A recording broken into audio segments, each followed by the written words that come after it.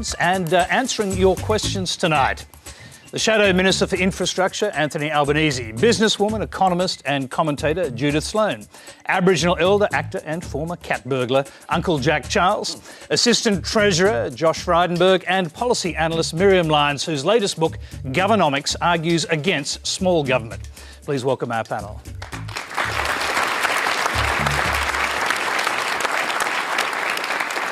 Thank you. Now, our Facebook audience has suggested we talk about marriage equality, looming recession and cabinet tensions over jihadi citizenship. We will get to those issues in a short time, but our first question comes from Amanda Marie Voets. Good evening, panel. I'd like to direct this question to you, Josh. My family is from a mixed heritage, including Scottish and Irish, English and Aboriginal. And as a child growing up with red hair, and many children in the family with red hair, we were often called derogatory names, including Ranger. In fact, one grandson wouldn't have his photo taken at school because he was called a Ranger because of his red curly hair. Do you think that Adam Goode's display of the war dance in front of families and at the football match was divisive, and do you think that he has a bit of a chip on his shoulder in trying to raise the race debate? OK, we'll start with Josh. This was directed to you. Go ahead. Look, I didn't have a problem at all with what Adam Goodes did. I had a problem with the result as a Carlton supporter because we got beaten by 10 goals by Sydney. But he's clearly very proud of his Indigenous heritage, and we too as Australians should be proud of him, namely the fact that he has been named Australian of the Year. I thought his explanation for it afterwards was totally legitimate in that he had been mentoring some younger players. This had been something that he'd been teaching them and working with them on to indicate their pride in their culture. And maybe there was some adverse reaction from the crowd that you probably get at a football match, no matter which club you're playing at. How about Eddie Maguire? He said he shouldn't have run straight towards a group of fans in an aggressive manner. Well, I know Eddie. I think he's a great part of the sporting legend in Australia, if you like, and a very proud Collingwood supporter and president. But on this occasion, we can differ. So you're saying that Carlton fans are tougher and they wouldn't be intimidated by an invisible spear? Absolutely not. And I think just the tension of the game, Tony, would mean that some of the fans would have taken an adverse reaction to that. But by and large, I think we should be proud of Adam Goodes, proud of his actions on that night, and celebrate the fact that he is very proud of his Indigenous heritage. Uncle Jack, what do you say? Well, it's a good thing, sister, that you've asked this question. Look, I see in Greg Inglis up here doing his goanna thing. We celebrate, and it's I weep for Carlton. I had a cry for Carlton over its loss and that, and the big man gone and that, But by the same token, this man is celebrating a win, and you're so far up yourself in the moment of the time, you don't know what you're doing. If you're going towards a bunch of the opposition and that, so what? You're celebrating it, and we're educating football, people at football, programs and that to accept that our culture, and what joy it is for me to have watched that. I really liked it, and he got it from these young ones, as he said. He explained it well. We're making a molehill a mountain out of a molehill here. Yeah, what do you think about the reaction? Waleed Ali from the Project made the point that Australia is a tolerant country, but when someone in a minority reveals they're not a mere supplicant, we lose our minds. That's true. That's the way the cookie crumbles. He's right. We do jump on something that we're uncomfortable with, and that. I don't think we should be making too much out of this, but just enjoy the occasion. Just learn that there are more black fellas that are, maybe somebody from the big bloke that's been taking some spectacular marks. Maybe he's got some dancers that could, educate us too. Yeah. Nat Newey, yeah, him. Judith Sloan, what do you think? Well, I'm also a Carlton supporter, which, requires a high degree of forbearance at the moment. And in fact, Is it an ideological thing? I think some very good people barrack for Carlton, but we've been taking a leaf out of your book, Anthony, by changing leadership mid-course. So we've got rid of Mick. You should remind him of the last 6 years. I'll go on, but yeah, look. That's next week's show. I mean, I do think it might have been more appropriate if he'd directed his dance to the Carlton players. I mean, I think that cheer squads are kind of pretty passionate kinds of people, and so I think there was sort of when the New Zealand rugby players do the haka, that's directed to the opposing teams. That might, but as you say, it was in the sort of heat of the moment. He'd kicked a goal. He was having a dog of a game, actually, as I understood up until that point. But as Sydney went on and won by 10 goals, so Josh and I need to eat crow at the moment, I think. Anthony Albanese. People should chill out. He's a proud Indigenous man, a great sportsman and a great Australian. And I think he's a great model for young Indigenous people, and that's what he was symbolising there, just like GI, Greg Inglis. Never forget the goanna after the last try in last year's grand final when South won after 43 years. I just so I get that in. Yeah. Fair enough. Amanda, do you want to get back in here? Are you listening to the answers? Yes, I am. Probably the question that I was really asking was, do you think that Adam's perhaps too sensitive in regards to, a lot of the comments that it was racist when people reacted to it, and it's not necessarily racist. You mean to respond negatively to that? Yeah, to respond negatively. Display. It was about him, the man, really, more than being racist. And I think he's taking it on board as criticism of his race rather than him, the person. Not just in regards to this particular war dance, but in other things that he said and people's comments. Let's hear from Miriam Lyons first. Well, he actually has had to deal with racist abuse from fans of opposing teams in the past, and I think they've called him a name, but that's my point. That as a redhead and having come from a family of redheads, as a child I was always called names, and my grandson was called a ranger. But as an adult, you become desensitised to it and say, and I'm not saying that I've been through or my family's been through what the Aboriginal Society have been through, not at all. But I'm just saying that sometimes, we can just take it too seriously. Okay, all right. Let's hear from Miriam. Go ahead. So, I mean, I guess, it's interesting that you're pointing out that, you're a redhead and you've got Irish heritage, because there was a time in Australian history where Irish Australians were extremely discriminated against, and where you would probably expect somebody who was being, was being dissed for being Irish on the field to have been really sensitive to that, because they were subject to extreme discrimination. Now, Aboriginal Australians today are still subject to extreme discrimination, right? And so this is a situation where, exactly like Walid Ali said on the project, I think Australia is a very tolerant society, but we're really intolerant of having our racism pointed out to us. And the reason that Adam Goodes gets booed on the field and say, Jeddah might not, is that he has been somebody who is known for actually standing up and pointing it out, and calling out that 13-year-old girl when she, called him an ape on the field. And I think it's constructive to bring that out. How are we going to move past it unless we can talk about it? I've been inclusive of all races since I was a child and only seen that side of things. So. Thanks, Amanda. We'll just take that last bit as a comment, but I'd just like to just quickly go back to Jack to respond to that last part of it. The idea that perhaps Adam Goodes is being too sensitive. What do you say to that? No, he's not being too sensitive.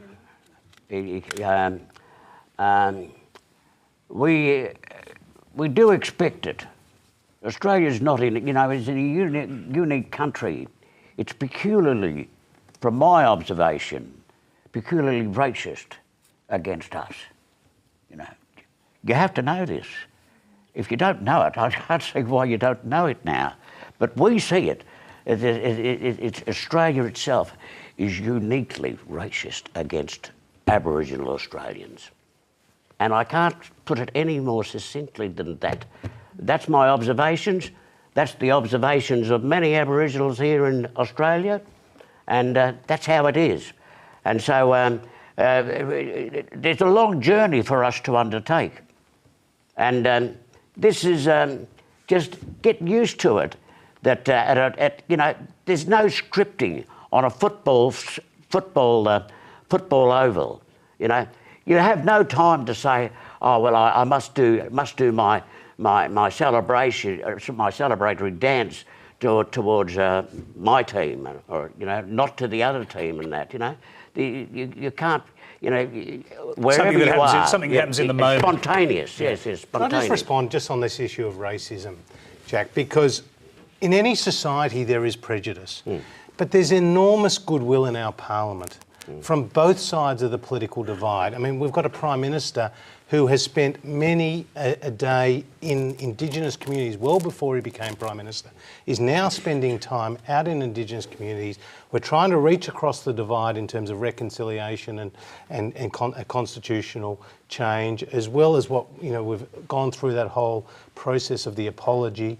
And I just think, there was a long way to go. There's a long way to go to improve the indices, but I don't want to colour the whole of Australia as a racist society, because I think there's enormous goodwill towards the Indigenous community. Mobs of goodwill by a lot of Australians all around the country. But the policies that have making our lives so worse than the poor white people of Australia, to remove us off our remove us off lands, the people at the top end, to remove them from their lands, to develop, to take away funding for the remote territories, and that strikes me peculiar, strange, and I'm trying to look for another word. The word was actually a phrase, and the phrase was lifestyle choice. Yeah, that's it. Yeah, well, my lifestyle choices now is not being homeless now. Somebody lit a fire under the combined the bums of the Aboriginal Health Service 11 years ago, and they took me off the streets and put me in the units. From that time on, I've my life's stable. I've only ever did one burg after I got into that unit, and that's the burg you see in Bastardy, the documentary. Yeah. So just by by keeping on funding housing, the drug and alcohol. I hear they're taking funding out of the drug and alcohol issue. For people. Jack, we're going to come back into that. Can I just make the point? There's actually a lady there with a hand up. I'll just come to you. Go ahead. Hi. My name's Imelda Davis, and I'm the president of the Australian South Sea Islanders branch here, Port Jackson, New South Wales state body. I think the Australian Parliament has amnesia when it comes to Aboriginal affairs, and also with Australian South Sea Islanders as the descendants of the blackbird trade. And still today, after being recognised in 1994 by the Commonwealth as a distinct ethnic race, and again in 2000 by the Queensland Government, and still we're struggling in 2013 and 15 for rightful recognition and inclusion of my grandfather, who was brought here as a slave to cut sugar cane. And we're still doing that today. So there's a lot of amnesia happening in the Australian Government in relation to Aboriginal, Torres Strait and Australian South Sea Islander affairs. I'm sorry. Okay, well that is I'm living it. We'll take that as a comment, and it was a particularly profound one. But we'll move on because we'll come back to some of these sort of issues later. Our next question is from Michael Davis. Liberal backbenchers are supporting a hardline approach to the new citizenship laws, whereby the Immigration Minister has the power to revoke citizenship rights of fighters returning from the Middle East, even though they have been charged with no crime. By giving one person the ability to decide another person's guilt, who is not a judge, does the panel think that this type of power is justified? Miriam Lyons, we'll start with you. Well, no, I don't think that it is justified, and I was really glad that the proceedings of that cabinet meeting got leaked, and I think it would have been extremely reassuring to a lot of small L Liberals that we did have, the Attorney General saying, well, it's my job to stand up for the rule of law, and Barnaby Joyce in there saying, isn't that what we have courts for? Which is absolutely right. I think it is far too much power to place in the minister's hands, even if it does have judicial review. We saw the Blair government in 2002 introduced laws that are very similar to this, and initially they were quite tightly constrained. And then after the London bombings, the definition just was blown wide open. And so you had it, like a very broadly phrased idea of what would be allowable to strip somebody's citizenship. And I think it's just a very silly idea for two reasons. Apart from, the kind of basic respect for rule of law and putting too much power in a minister's hands. One, if these people who are fighting for IS are have citizenship of two states, it's quite possible that the second state will not be in as good a position to actually bring them to justice as Australia is. I think the appropriate thing to do is not to wash our hands over them, but if they've committed a crime, if there's enough evidence to try them, bring them back here, see them face justice. The other situation is, what if they want to return home because they have seen just how hypocritical this brutal, savage organisation is? The best possible advocates against IS are not, it's not the people like us. It's not security officials. And this is not just me saying this. This is the former head of MI6 has said, look, the best possible advocates that we can have, the best possible, let's face it, it's kind of a propaganda war that we're fighting here. The best possible people on our side of that advocates war. to use to stop people signing up to IS in the first place. Exactly. Let's hear from Josh Frydenberg and take the initial question first. We'll come back to those other issues. Well, there are two different issues here. There's one which involves dual nationals, which we have said we're going to proceed to introduce legislation this month, which will strip the citizenship of a dual national. And then there is the second piece, which we're consulting more broadly on, and we haven't formalised any plans in this regard, which if someone is only an Australian citizen and they've been involved in terrorist activities, but they were able to access the citizenship of another country, do you strip them of their citizenship? Now, it's really important that everyone understands the context we are in. We've seen 30 Australians at least die in Iraq and Syria, including a number who were suicide bombers. We have another 100 plus Australians who are over there participating in terrorist activities, and more than 150 here in Australia supporting them, either with recruitment or financing. ASIO say that they've got 400 high priority investigations currently underway in Australia. Now, when we strengthened the laws with 4 tranches of national security legislation, metadata, increasing the power of our law enforcement agencies, as well as increased resourcing, we then went around the world and said, what are other countries like Australia doing? New Zealand, France, Canada, and the UK all have laws to strip dual nationals of their citizenship.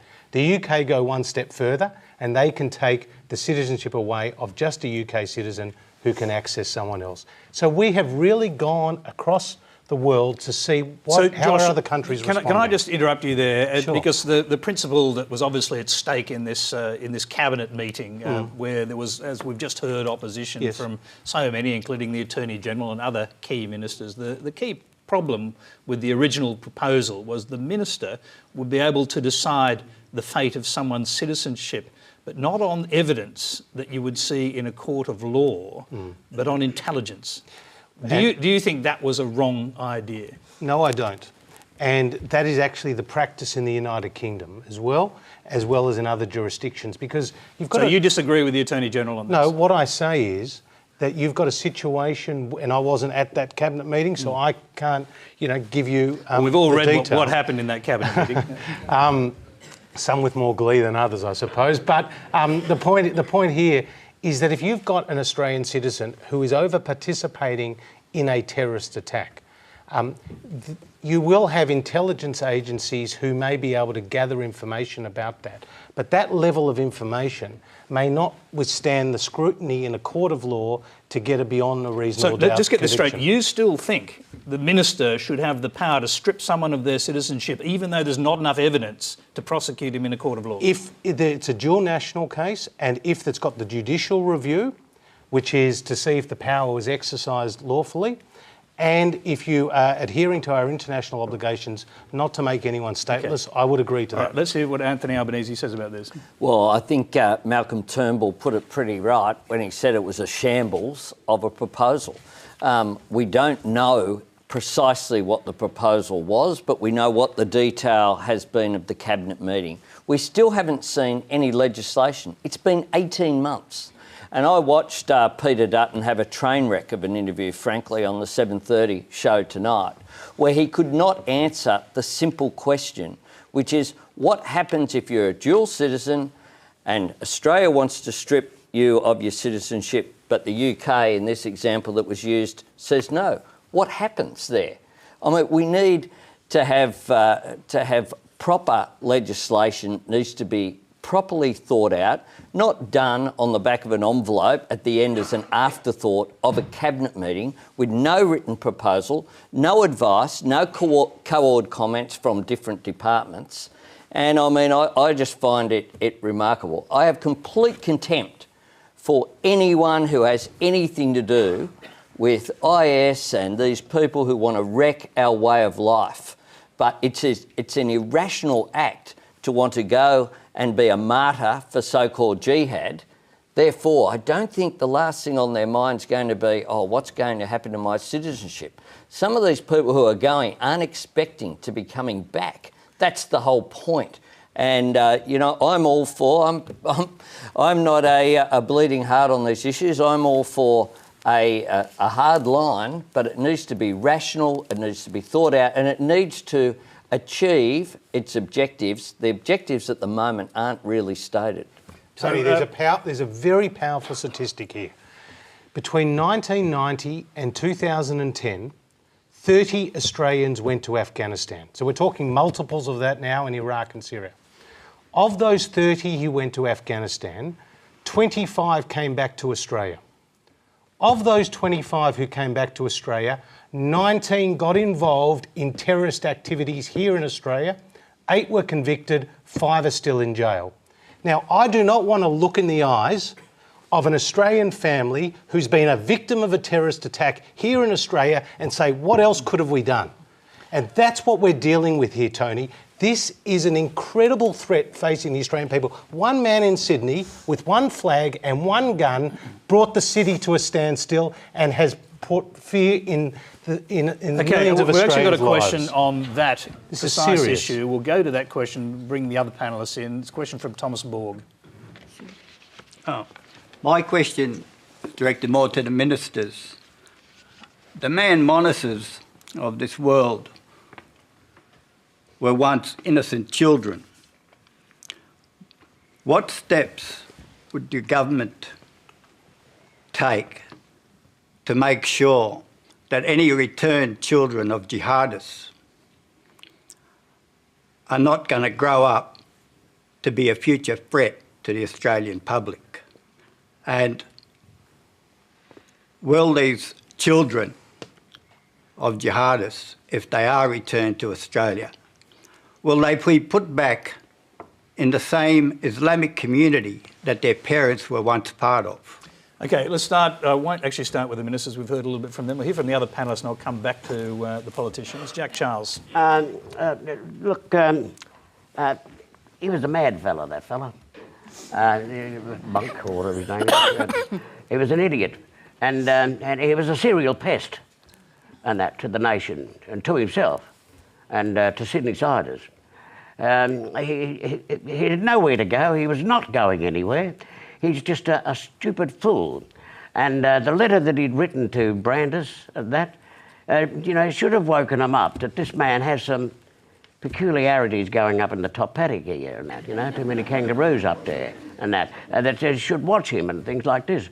So he's an idiot. But getting back to these kids coming back and that, you know, we over here, we counsel, we do a lot of work trying to counsel people off addiction and get them out of a life of crime and etc. and show them a life, you know, out of their, you know, their addictions and their crimes and etc. Look for a future crimeless, you know, and without a criminal record and that, you know. this needs to be addressed seriously. We need to undertake measures for the little fella holding that head and that. There's a lot to unravel in that those children's minds. It should be done out here, and we shouldn't do it. I don't believe, that we... Doing that unravelling, is it their own community, or is it the government? Will they be taken away? Yeah, Jack, I suppose the suggestion here is that these children should not be brought up within their own community if they are brought back. Now, I suppose we've heard of things like that happening before. Yeah, so it's been a great lesson to wake up a call to Mum herself and that, I believe that she was powerless. Not very many people, with a husband over there, saying, giving him the money to come over here and join me and hold, I want my kids by my side as I'm going on my killing spree and etc. I want to show them how to do it and that. That's not those kids' fault, it's not that mother's fault and that. So they should be able to return here to this country, and they should be counselled and their minds unravelled by this serious muck-up that their father, this religion, has wrought upon them. Yeah. Okay. I want to hear from Judith Sloan on this. You've been listening to this conversation. I haven't brought you in yet. Well, I mean, I guess the de-radicalisation is part of the government's strategy. There's a sort of irony in the idea that a government could achieve that, but I think that's a project in progress, and some thinking needs to be done. I mean, it seems to me that there must be some middle ground in this area. I mean, I think people don't actually realise that in all sorts of matters, the immigration minister has incredible authority. So I'm not sure why people weren't marching in the street about that, to tell you the truth. That's actually how the Immigration Act has been written for many, many years, and they have all sorts of powers, as a matter of fact. Not until now, the power to strip an Australian of their citizenship. No. Well, it's not quite that. It's someone who may be able to claim the citizenship of another country. I mean, it seems to me that the way I'd like to see it go... Someone like Tony Abbott, you mean? No. The way I'd like to see it go is to suspend citizenship, I think. I think rather than having some sort of final, you're stripped. And then I think, I think the issue with David Hicks was that he was not charged. People need to be charged, and it needs to go through a court of law. But at the same time, we shouldn't be naive to be underestimating the threat that this is involved. But, Josh, I don't think you really want another Dr. Hanif, do you? I actually think it's protective of the government of the day to have due process. So suspend for a period of time, that can be stipulated in the law, and then people need to, I think, have their case heard. Should be dealt with by the courts. Yes. Your essential argument. Yes. Anthony Albanese, does Labor actually have a position on this? I mean, we haven't. Do you have a position? Yes, but you can have a position of principle without knowing what the other side are doing. No, we can't. No, because we can't have a position of principle. We have to wait to see what the government legislation is. Well, what do you think it should be? Well, I'm not the government, and I don't have the advice in terms of through the National Security Committee and those issues. The government has a responsibility, a primary responsibility to keep Australia safe. And Labor has shown that we've been prepared to be a party to that. But what we're seeing at the moment is a shambles within the government. With due respect, which position is it you're asking for agreement on? Let's see the legislation, we'll examine it on its merits. With regard to the issue that was raised over here, I think it's very important that we don't speak about the community. There is not the community. The overwhelming majority of people of Muslim faith in my electorate and people I know are loyal to Australia are the people who are the victims themselves. Let's remember, these people primarily want to go over there to kill other Muslims who happen to disagree with them. So it is very important that we work with the Islamic community, bring them with us as part of what is a very harmonious society. A few bad eggs shouldn't tarnish a community. Yeah, Josh Reidenberg, pick up on the question, because the core part of that was what should happen to these children, and there was a suggestion there they should not be brought up in their own community. Well, I agree with Anthony here. There are an enormous number of people in Islamic communities who are as abhorred with what is happening with the Islamic State as people of non-Muslim backgrounds. So if we can find those people who could look after these children in a safe environment, then that is a pathway forward. So, statement of principle here, if those children wanted to come back, and indeed their mother, should they be welcomed back? Well, I wouldn't have a problem with them coming back into the appropriate care. But as for their mother, she will come back to Australia, no doubt, and face the courts for what may have been her involvement, without prejudicing, without knowing all the facts. Assuming her involvement in you're activities. facing the courts if there's evidence? If there's evidence. What about if there's only intelligence? Well, that again will always be dealt on a case-by-case basis. But for your audience also to understand, ever since 1949, Australia has had the power to revoke the citizenship of a dual national who's been fighting for a country at war against Australia. Right now, the Foreign Minister of Australia, who's cancelled over 100 passports, including a large number of dual nationals, can do so on the evidence of national security agencies. So the Labor Party, I assume, supports those two existing provisions, and I think you're right, Tony, it's only fair to ask them, the Labor Party, to say in principle, subject to being pleased with the legislation when it's brought forward, in principle, they support what is happening in the United Kingdom, France, the United States, Canada and New Zealand, where the citizenship of dual nationals can be revoked when they're involved in terrorism. I think it was heard that they'll make the decision when they see your legislation. When they get their act together. All right, let's move on to a different subject. The next question is a video. It's from Chris Mueller in the Ponds, New South Wales. Hi everyone, my question's for Anthony Albanese. What do you say of recent criticism of the influence of Joe de Bruyn's union, the SDA, over your party? How can we trust you when you say you support marriage equality, yet you have allowed a super union to bully you into stalling it for a significant amount of time? Anthony Albanese. Well, nonsense. We had a vote on it in 2012 in the Parliament. Stephen Jones introduced a bill. I voted for it. I've been a long-term supporter of marriage equality. I brought the first ever private members bill about sexual preference relating to superannuation before the Parliament. Not a Greens political party member, myself in my first term between 1996 and 1998. That was a radical proposition back then. Now it's accepted by everyone. It went through the Parliament unanimously during the last term. And guess what? When marriage equality happens, which it will hopefully this year, people will look back and wonder what the fuss was about. Let me just ask you this quick question. If you really want to get gay marriage legislation through the Parliament, isn't it better to actually work with the coalition government, since evidently they are moving slowly in that direction, rather than do what Bill Shorten has done and create a kind of wedge issue out of it? No, absolutely it is, Tony, but the fact is the coalition needed a bit of a nudge.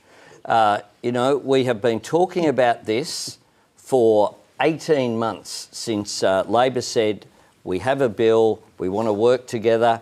I think people like Josh and Warren Entsch, people of goodwill, will come together. That needs to happen, but it needed a push. And the Irish referendum, that remarkable result, to get that result 2-1 in Ireland, I must say I was surprised by that.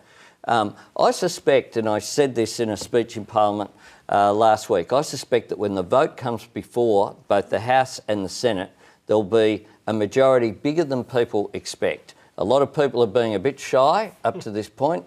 When it comes on, all it needs is a conscience vote. And what Bill Shorten has done in introducing that legislation before the Parliament is give a focus to the government members to say, come on, let's get on with it. Okay, let's hear from Miriam Lyons and I'll go to the government and hear their perspective. Yeah, look, I understand that there's a potential cross-party bill on the way, which I think would be a really great way for this to get up, a little bit like the RU486 situation. I do think that this is inevitable. Of course, there'll be a little bit of playing around with politics in the meantime, and, the Joe de Bruyn influence is a whole other story. For a long time there, you could have said that, the best way of converting the Labor Party overall on gay marriage would have been to challenge the leadership of that union, of the SDA, which is not even a very good union. But that aside, it is his right to have that point of view. Absolutely. I mean, we've got to be tolerant in this debate. It is his right. I'm talking about a potential joint grassroots ticket from people who you're working in Woolies and Coles who are not getting either great, workplace representation. That's true of all union officials. Anyway, let's leave that aside. Look, I think this is absolutely inevitable. And God damn, about time. Seriously. I mean, I cannot wait until that point when the bit in the Marriage Act that was inserted under John Howard in 2004 is taken out, that part where the celebrant in a wedding, we've all been to weddings, I'm going to a lot of them at the moment, the celebrant has to read out, that marriage is under Australian law an act between a man and a woman to the exclusion of all others. And a wedding should be a really happy day. And for a lot of weddings that I've been to, there might be a gay groom or a queer bridesmaid or, like really close friends in the audience who are gay. And it's like kind of having the spirit of politics past looking over your shoulder at the ceremony saying, this is not for your queer friends. I'm just really looking forward to us moving past Josh, that. what do you say? Well, I agree with the comments today. I mean, it is inevitable in Australia, and the fact that 20 other countries in the world have on the statute books gay marriage and 37 American states means that Australia has taken longer. I'm hoping that we have a conscience vote in our party. Are the numbers there in your party room for a conscience vote? Well, I think they are, and I think it's important, though, that we respect the views of both sides of this debate, because people bring their own views, their own experiences, often with a religious background to them. I, like many of the other local members in the parliament, have met with a number of constituents, and my views have evolved after meeting with constituents and seeing the deep affection that people of same-sex relationships have for each other. And, Anthony's been a consistent and strong advocate for same-sex marriage for many years. Others, like me, have come to it later. But I think we just need to respect the views on both sides of the parliament. Are you convinced Anthony Albanese is right that it will happen this year? Yeah, I think it will. Yes, I do. Okay. And dare I say it, it's Bill Shorten's bill that he introduced today, but it's not Bill Shorten's issue. And that's why it's really important that it is a cross-party agreement. Yeah. Let's quickly move to another question on this subject. Briefly, it's from Bodie Matthews. Since the state of New York legalised gay marriage, it has brought $259 million to their economy. So I asked the panel this. If Tony Abbott is all for small business, then why doesn't he agree with the 72% of Australians who agree with legalising gay marriage and also bring this added funds to our kind of failing economy? Let's ask an economist to start us on this. So, Judith.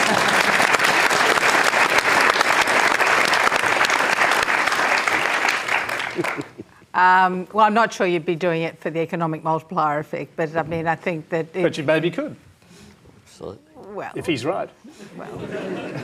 Well, I guess it's true that you would increase the number of formal ceremonies and all the bells and whistles attached to it. So, yeah, I guess that's right. But I mean, I think it's really, it's an important philosophical position, and I think it's right that, we should respect the diversity of views in this debate. I personally am in favour of it.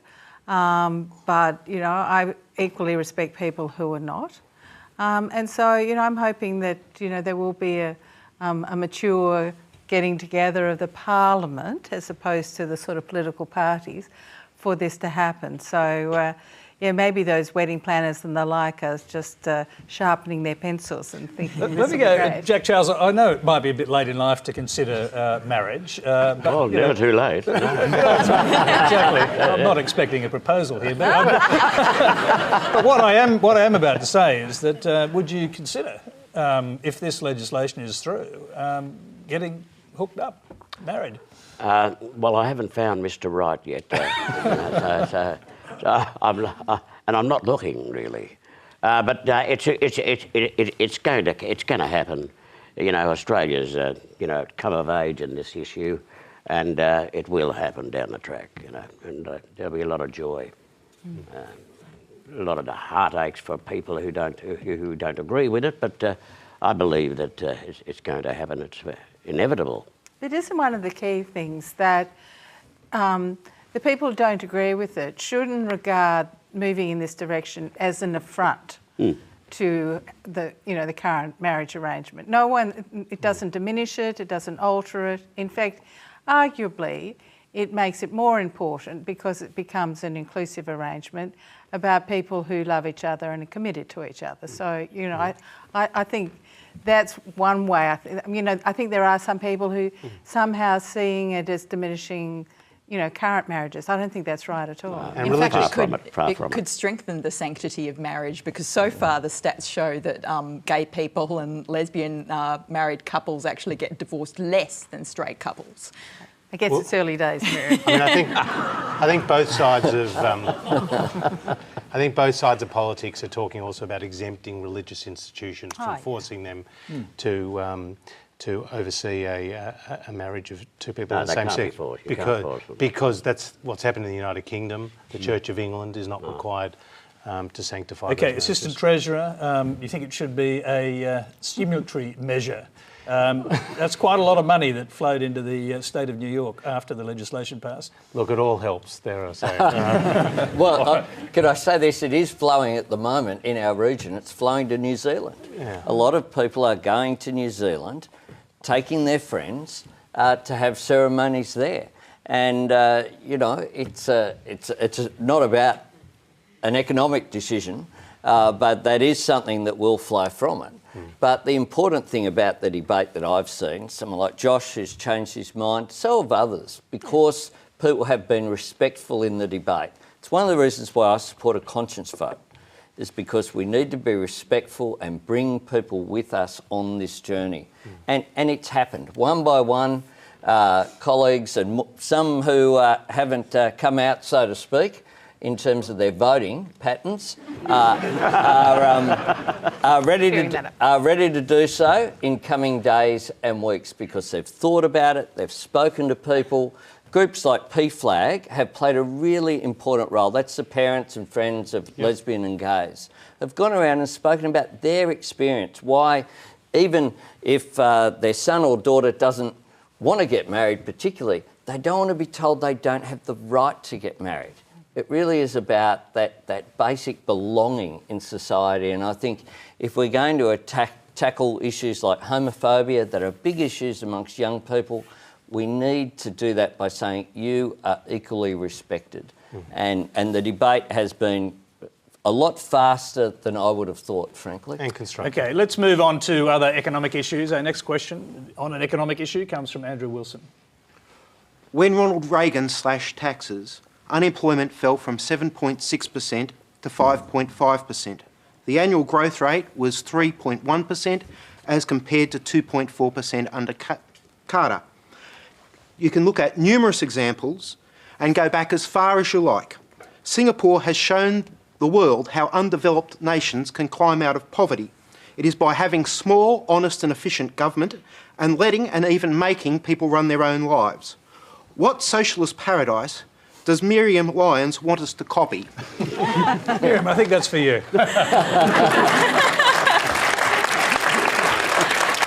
I'm so glad you asked.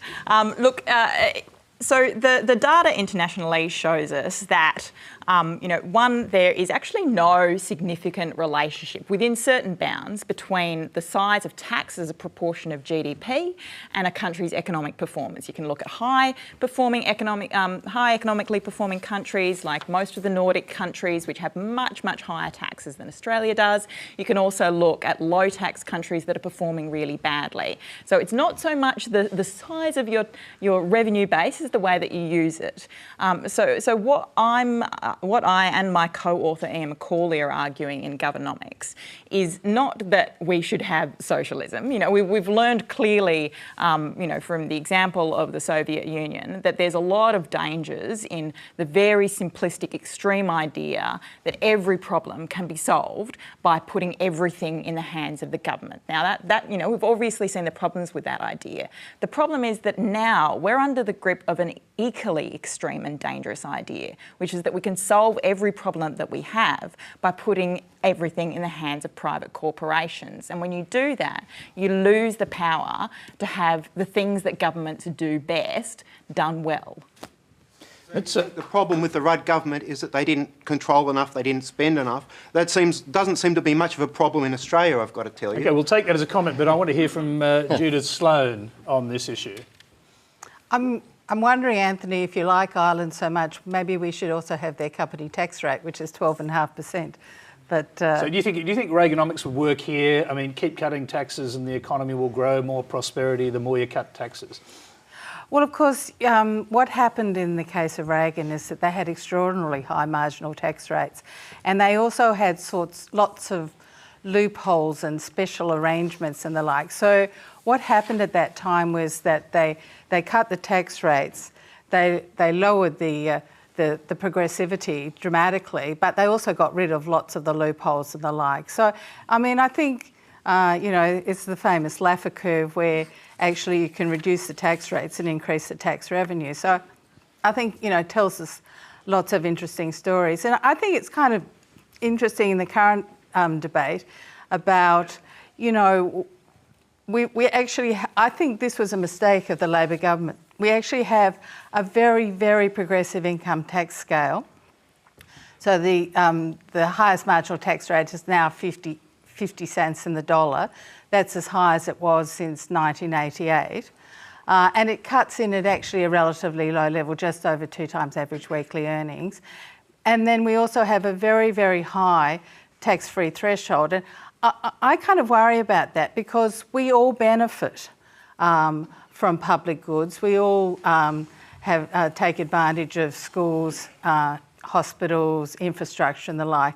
And in other countries, like in New Zealand, they don't have a tax-free threshold at all. So the idea is that all the citizens should be involved from the get-go, right, and participate in financing the role of government. So, you know, it seems to me that there are a lot of issues to unpick in terms of thinking about the role of government in taxation. But, I mean, my position would be this, that we want a tax system which generates no more revenue than is necessary, and we want to do that in as least distortion way as possible. So we don't want to adversely affect investment, savings and work effort. And, you know, I think that is the current debate. All right, we've actually got another question on tax, and before I bring everyone in, you can reflect on that question and also think about this one. It's a question from Jackie Lane.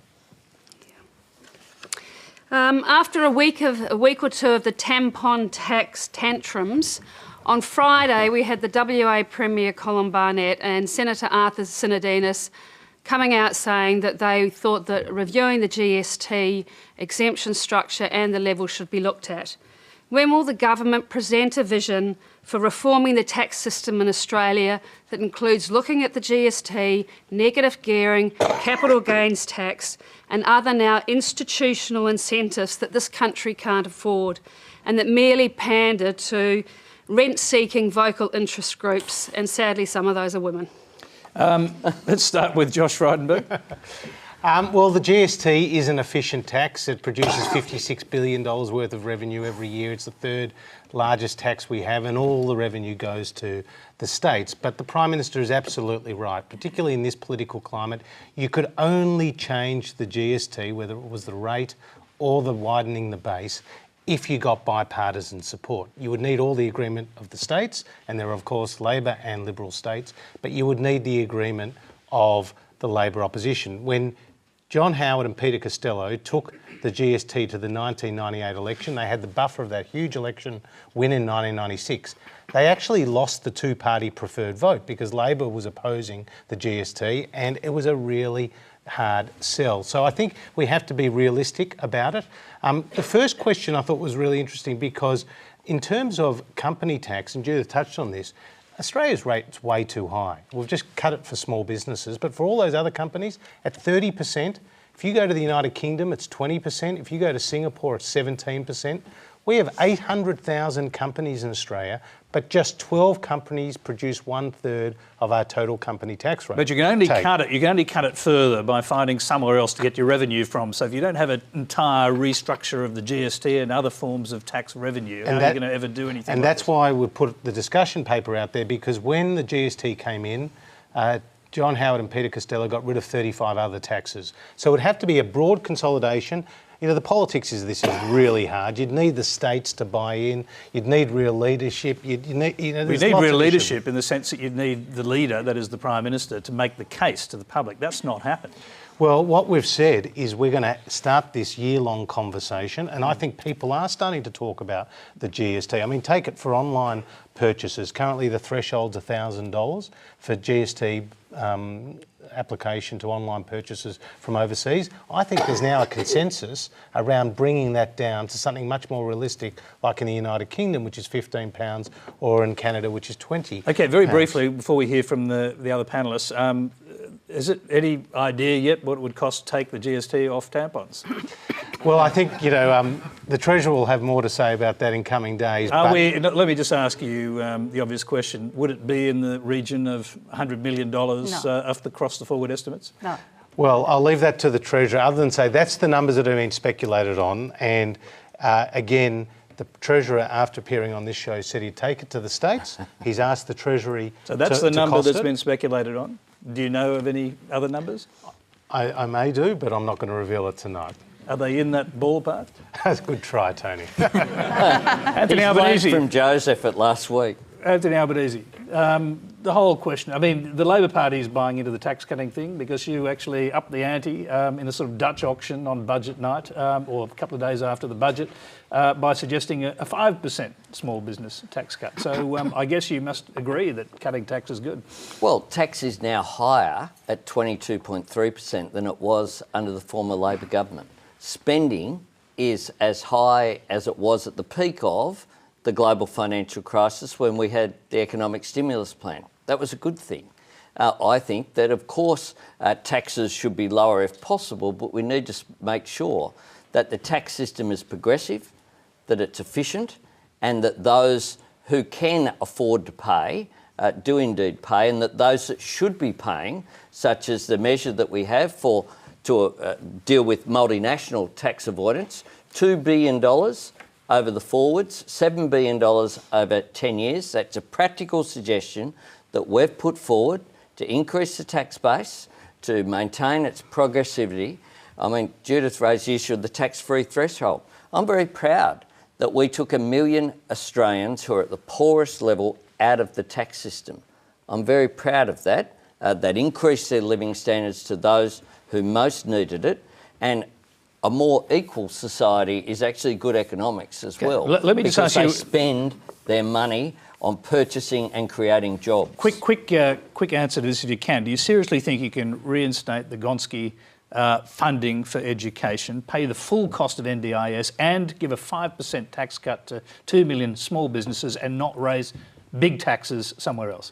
Well, I've already said that we have $20 billion of revenue measures on the table between the multinational tax measures and superannuation changes. Now, there's been some criticism of us for that, but I think we as an opposition halfway through the term deserve credit for putting those practical suggestions out there, and the government can take it up anytime they like. A hand just shot up in the front there. I'll quickly go to you. Go ahead. I'm an accountant and I see a lot of tax leak, and I think that it's a good idea that the government starts putting more money in resources to catch those tax leaks, because it affects the Centrelink. So what they're doing is they have this huge tax leaks and then they get Centrelink on top. But I just would also like to make a comment about company taxes. In Australia, we have fully... You can make a very brief comment. Go ahead. Yeah, we have fully franked dividends here. So those taxes that the company pays gets downstreamed So there's a false attitude or false comparison when you talk about Australian company taxes to the rest of the world. Okay, we'll take that as an expert comment. I'm so glad that you said that because it was exactly what I wanted to bring up. They are still high though, even if you make that. They are.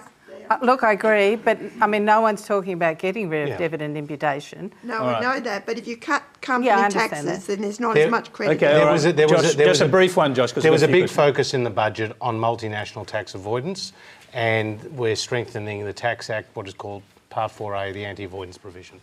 Okay, let's move on. We've got another question, completely different subject, from Jackie Maxton. Thank you, Tony. Given the shameful overrepresentation of Aboriginals in prison, particularly Aboriginal young people who make up almost 50% of the juvenile justice population, wouldn't it be better if governments of Australia diverted resources from the criminal justice system and incarceration into crime prevention strategies such as early intervention, treatment programs, diversionary programs, in the most needy communities? Wouldn't that be a better investment of taxpayers' funds? Yes. I've been trying since I've come out to be. It's been 11 years now. You mean come out or come out of prison? Come out of the neck. Come out of the neck. You know, and I have been trying desperately to. I came out intentionally to be my community's Vedderfoot, Kadacha man, lawman. It seems I have become that because I've gone up against my would-be-could-be gangster cousin dealers and I've waggled a finger, stamped a foot and pointed the bone at their behaviour.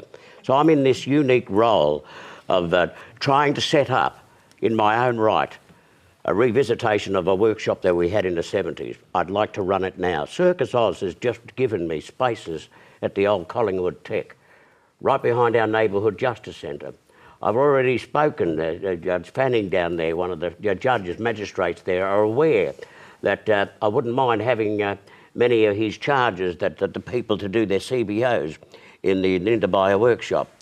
I'll be starting off with pottery first because that's where I'm pretty good at hotshot potter. And so I'll be setting up a pottery shop. We'd have the cottage industry there too. But also there's a theatre there, there's a gym there. And so I intend this to be the hub.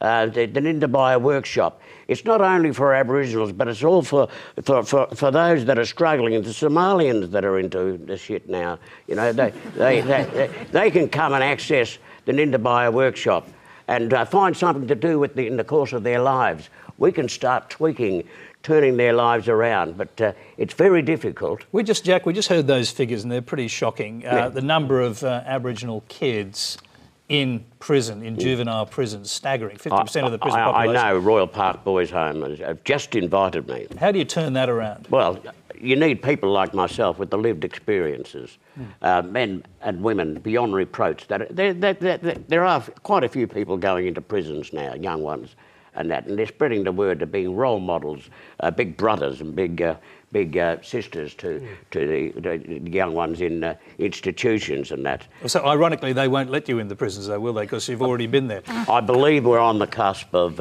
it's taken a long time, but I've kept on pushing myself to be taken seriously. And now, just recently, I was invited into Malmesbury Youth Training Centre. And once unleashed in such a venue like that, I really feel the power. Because I'm there to relight the burning embers of many a black fella, white fella, Somalians dreaming. That's my role in life. And so the workshop, the Nintabaya workshop's going to happen. It's on the cards, and I'm going to be the public spokesperson for it. And sounds like you already are. Well, yeah. and this has been coming, and this is the way we can save lives, by allowing those of us with the lived experiences that have the passion. There's not very many of us that have the passion to go back into prisons and that to share the journey, to come in regularly. I must say that the business of being a U-Butte performing artist has been a great distraction from that. I could have been saving lives rather than going over to England and doing Pan or something like that. But Jack, don't you think the broader issue is that we need to create an environment where all young Indigenous and non-Indigenous children can have lives of purpose with high rates of employment. You know, ultimately that is the solution. So yes, we need activities and contributions like yourself, but the broader issue is that we need to give them reason to go to school, you know, excel at school and take their place in the workforce, because that's really how a lot of us kept out of trouble, because we were kind of too busy, I guess. So And youth unemployment's a real problem in Australia. See, unemployment for Australians across is about just over 6%, but youth unemployment's closer to 14%. You can go to some parts of our country where it's 21, 22%. So there was an initiative in the budget where over $200 million was ploughed into groups like the Brotherhood of St Lawrence and others to partner with them to get them to work with young people to prepare them to get in front of an employer with the type of skills and preparing simple things like preparing a CV and other sort of skills like that, so that they can actually try to get a job. Well, there was another initiative in the Anthony Albanese, first, quickly. You raised before the issue of Gonski. Gonski had the support of both political parties at the last election, said they'd support it. One of the things about it is that the funding goes according to need. So in particular, targeting areas of need to make sure that those pockets of disadvantage get addressed. Quickly, Miriam. I'm just saying there was another initiative in the budget which was forcing those young people who are out of work to live on fresh air and sunshine for a month before they're able to access Centrelink benefits. Now, at least it's come down from 6 months. But, you know, this really, I think it represents some idea that we sort of have that's very widespread in Australian society, that if you're rich, the way of getting you to work harder is to treat you better. And if you're poor, the way of getting you to work harder is to treat you worse. You know, like this is really what we're doing in a situation where unemployment is increasing, where, you know, we've got 5 job seekers for every job that's available. Why on earth would we punish young people making them wait for a month before they can get Centrelink? I'm sorry to interrupt your flow there. We've got time for one brief last question. It's from Richard Ma.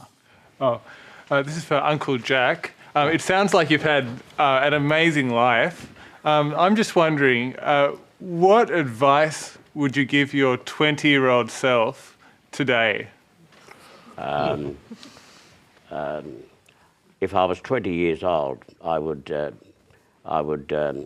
tell myself to go hunt up your identity, find out who you are, and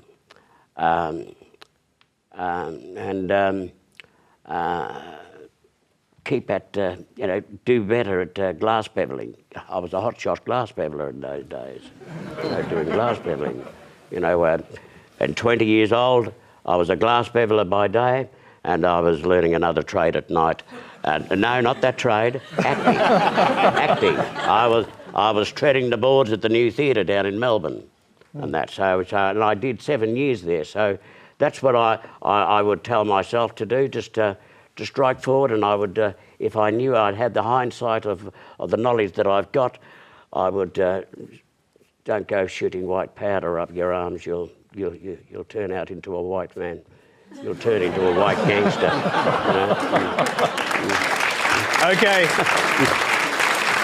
I did want to go around the whole panel on that question, but I'm afraid that is we're over time. That's all time we have for the program. Please thank our panel: Anthony Albanese, Judith Sloan, Jack Charles, Josh Frydenberg, and Miriam Lyons.